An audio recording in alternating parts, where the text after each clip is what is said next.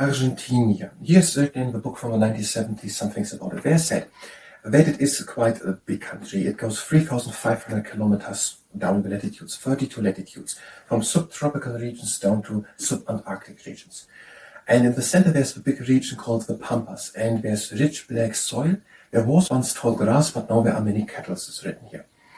And then there's in the southern region, Patagonia, there are not many towns. Tucumán is for example there, or Mendoza. Then it is completely at the south, shared with Chile, there is Tierra del Fuego, land of fire. There are many volcanoes, active volcanoes, that's why. So the country is around Chile, at the side completely down at the ends. There's another region at the ends, this mountain range, there's also another region. There were the towns which I just named, Tucumán and Mendoza. And they are down there, the Chile, and the mountains and the ends. Then in the north, there's Bolivia, and then Paraguay, and then a part of Brazil between then Uruguay. And between Uruguay and the Pandare River there is then the Entre Rios or Chaco region. And there are some sheep are also in Patagonia in the south, and therefrom is wool made. And there are some towns. In the 18th and 19th century, there was a lot of railway building done. And there are some towns from that time, for example, then Cordoba and Santa Fe and Rosario and Buenos Aires, the capital. Then at Rio de la Plata, there's another town, then La Plata, the town La Plata, then Mar del Plata and Bahia Blanca, then also there. And then further south, there Comodoro Rivadavia and Deseado, also as towns. And there's a lot of meat production, so a lot of cattle. And in the 1880s, there was a refrigerator ship invented, and with that it was possible to transport then the body of the animals over weeks in the ships after the animals had been killed, so meat. And wool is exported, also wheat and maize. In 1516, there came people from Spain, for example, is he mentioned in the book, and Juan de Solis was it, and Juan de Solis. And Pedro de Mendoza then founded Buenos Aires in 1536. And then at some time in the beginning of the 19th century, there was 1806 something, there was when the invasion of Britain, because Argentina was in an allegiance with France and Britain was fighting against France and Napoleon. So Britain invaded, but Argentina could defeat them. And then in 1816, encouraged from these developments at this time, is said here in the book like that, when Argentina got independence, there followed then a time of division. There was then Juan Manuel Rosas, then here named in the book as a dictator, and he has then, quote, ruthlessly was he ruling, but he has been said in the book during the time a sense of nationality arose. So the story goes then a bit on, there's basically nothing mentioned in the book, and then there was some periods where it was a bit more difficult with military intervention. Also, when after the Great Depression from 1929-1931 had hit Argentina as well, and there was then another person, Juan Domingo Perón, ruling then in the following decades, was an important person. There the book ends. It's written in the 1970s, and that is according to the Reader's Digest Library of Modern Knowledge, Book 3. Part 22, Regions of the Earth, written by Hugh Clayton, John Cole, Michael Frenchman, and D.H. Sinclair, on the page 1112 and 1113. I'm Weather. I'm trying to learn international studies, today Argentina, and after we've done that, we're going to do body-centered training. And if you participate in the body-centered training, then it's your honest. And this is part 4, I think, of Argentina. The book is from the 1970s, so all the information are from the 1970s. And we have prepared our presentation. And what do you want to say? I think we said it in the last part, what do you want to say? So that is 3,500 kilometers, 32 degrees of latitude, completely. And then a lot of meat production, cattle production in the Pampas. And in Patagonia in the south there are also sheep and then wool. But there are also sheep in the Entre Rios region, or Chaco. Entre Rios, that is between the Paraná River and Uruguay. So we're having Chile, Bolivia, Paraguay.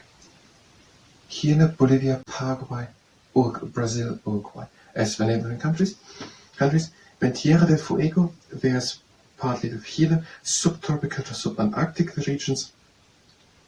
The Pampas into the center, there's the rich black soil, and there are these cattle, and there was once tall grass, today there are these cattle. Wenn wir es beenden region, wäre the towns Tucumán and Mendoza. Tucumán, Mendoza. As towns were then Entre Rios and Chaco. Parana. Entre Rios, Chaco, Parana. Patagonia, Pampas, Tierra del Fuego, and the region, and between Parana and the border of Uruguay, there's Entre Rios and Chaco. Then Tierra del Fuego and Patagonia, in the south there are not many countries, but for example, our Comodoro Rivadavia and Deseado. Comodoro Rivadavia, Comodoro Rivadavia, Deseado. Comodoro Rivadavia, Comodoro Rivadavia, Deseado.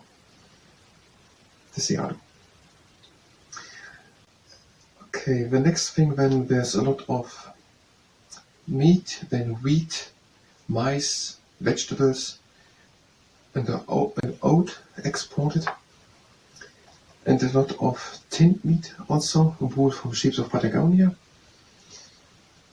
And when the railways were built in the 19th, 20th century, cities like Cordoba,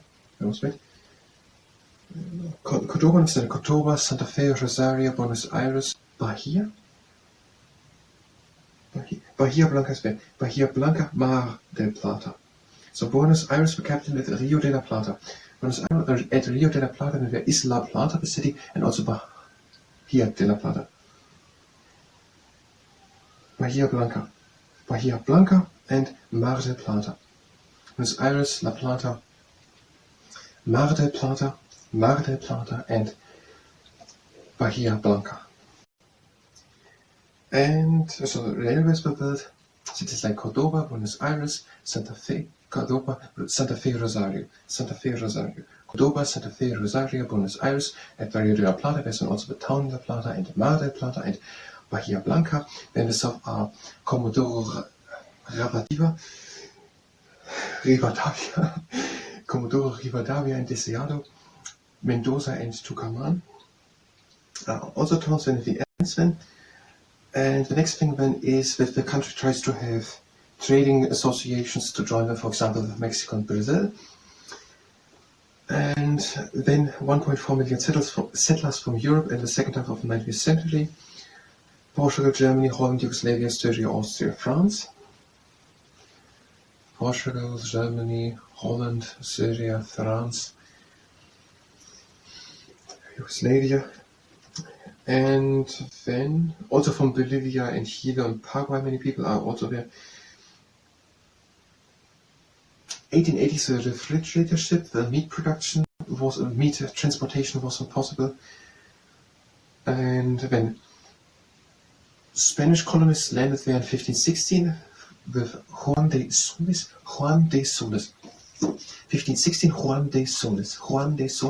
Buenos Aires was, for example, founded in 1536, 20 years later, 1536, by Pedro de Mendoza. Pedro de Mendoza, Tucumán, Mendoza cities, and Pedro de Mendoza founded in 1536 by Buenos Aires, and Juan de Solis, 1516. And Argentina was in allegiance with Napoleon. So the Britain invaded that, but the Argentinians expelled them, and then also got independence in 1816. There was Juan Manuel Rosas. Juan de Solis, and now Juan de Mendoza. Juan Manuel Rosas. Pedro de Mendoza. Juan de Solis, Pedro Mendoza.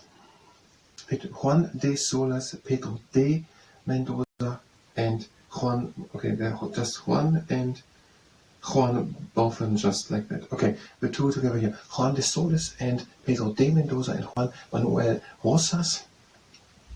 Juan Manuel Rosas, 1835-1852, ruled, he quoted, ruthlessly, but in a sense of nationality, arose. Great Depression 1922-1931 hit the country. Then there were also military interventions in the government, and for some time Colonel Juan Domingo Perón was an important person in the politics. Juan Domingo Perón. I think we could say a time of instability followed on that with military interventions for a few decades. The book ends here in the 70s. So some decades of military of instability followed Juan Domingo Perón.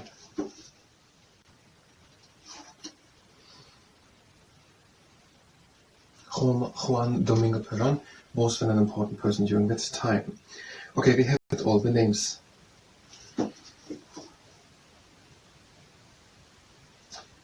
Cordoba, Santa Fe, Rosario, Buenos Aires, Mar del Plata, Rio de la Plata, La Plata, Mar del Plata, Bahia Blanca, Tucumán, and Mendoza, and in the south are also Comodoro Rivadavia, and Deseado.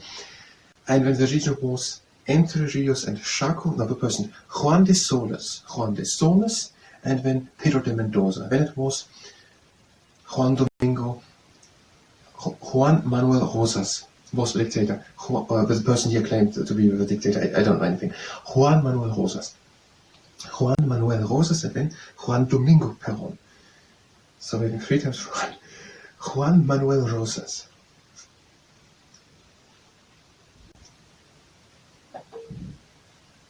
Juan Manuel Rosas and Juan Domingo Perón. Okay, I'm going to stop the camera. Let's look what happens.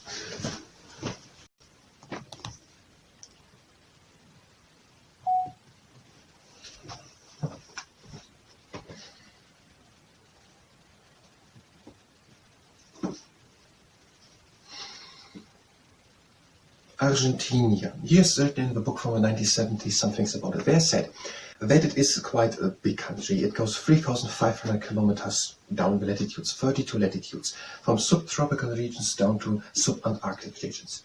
And in the center there's the big region called the Pampas, and there's rich black soil. There was once tall grass, but now there are many cattle, is written here. And then there's in the southern region, Patagonia, there are not many towns. Tucumán is, for example, there, or Mendoza. When it is completely at the south, shared with Chile, there is Tierra del Fuego, land of fire. There are many volcanoes, active volcanoes, that's why. So the countries around Chile, at the side completely down at the ends, there's another region at the ends, this mountain range. There's also another region. There were the towns which I just named, Tucumán and Mendoza. And they are down there, Chile, and the mountains and the ends. And then in the north, there's Bolivia, and then Paraguay, and then a part of Brazil between then Uruguay. And between Uruguay and the Pandare River there is then the Entre Rios or Chaco region. And there are some sheep are also in Patagonia in the south, and therefrom is wool made. And there are some towns in the 18th and 19th century. There was a lot of railway building done. And there are some towns from that time, for example, then Cordoba and Santa Fe and Rosario and Buenos Aires, the capital. Then at Rio de la Plata, there's another town, then La Plata, the town La Plata, then Mar del Plata and Bahia Blanca, and also there. And then further south, there are Comodoro Rivadavia and Deseado, also as towns. And there's a lot of meat production, so a lot of cattle. And in the 1880s, there was a refrigerator ship invented, and with that it was possible to transport then the body of the animals over weeks in the ships after the animals had been killed, so meat. And wool is exported, also wheat and maize. In 1516, there came people from Spain, for example, is he mentioned in the book, and Juan de Solis was it, and Juan de Solis. And Pedro de Mendoza then founded Buenos Aires in 1536. And then at some time in the beginning of the 19th century, there was 1806 something, there was the invasion of Britain, because Argentina was in an allegiance with France, and Britain was fighting against France and Napoleon. So Britain invaded, but Argentina could defeat them. And then in 1816, encouraged from these developments at this time, is said here in the book like that, there when the Argentina got independence, there followed then a time of division. There was then Juan Manuel Rosas, then here named in the book as a dictator, and he has been, quote, ruthlessly was he ruling, but he has been said in the book during the time a sense of nationality arose. So the story goes then a bit on, there's basically nothing mentioned in the book, and then There was some periods where it was a bit more difficult with military intervention. Also, when after the Great Depression from 1929-1931 had hit Argentina as well. And there was when another person,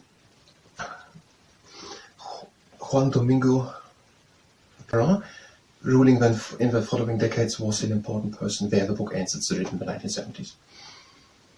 And that is according to the Reader's Digest Library of Modern Knowledge, Book 3, Part 22, Regions of the Earth, written by Hugh Clayton, John Coyle, Michael Frenchman, and D.H. Sinclair, on the page 1112 and 1113. I'm going to stop the camera.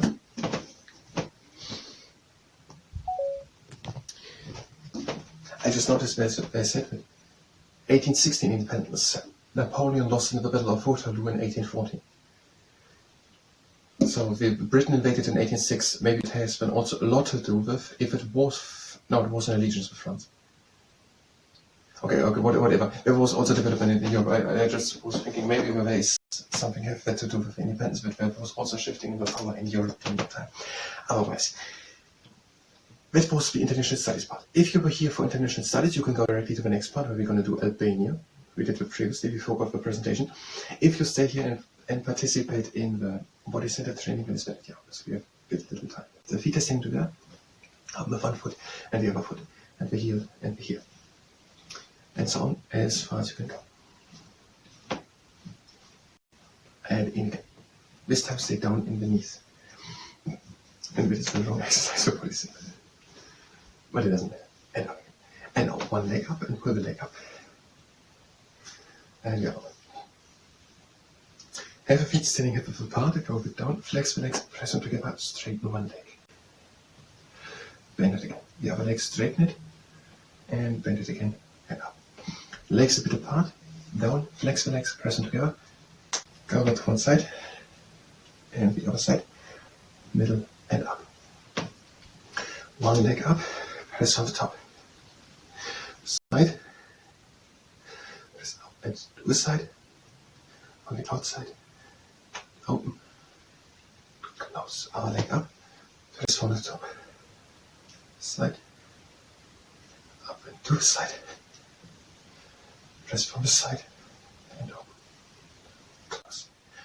Now 3 exercises on the ground, first on the elbow, the side plank, then move on the leg up, and now on the long arm out, leg up, pull knee to elbow. And over. First on the elbow, then with one leg, and with a long arm, one arm out, leg up and pull together, and up again. Heel onto the ground, pull the toes in, move the leg from left to right. Other heel onto the ground, pull the toes in, move the leg from left to right. One heel up, the other one. Take the leg at the ankle, tuck the tailbone in, change, tuck the tailbone in.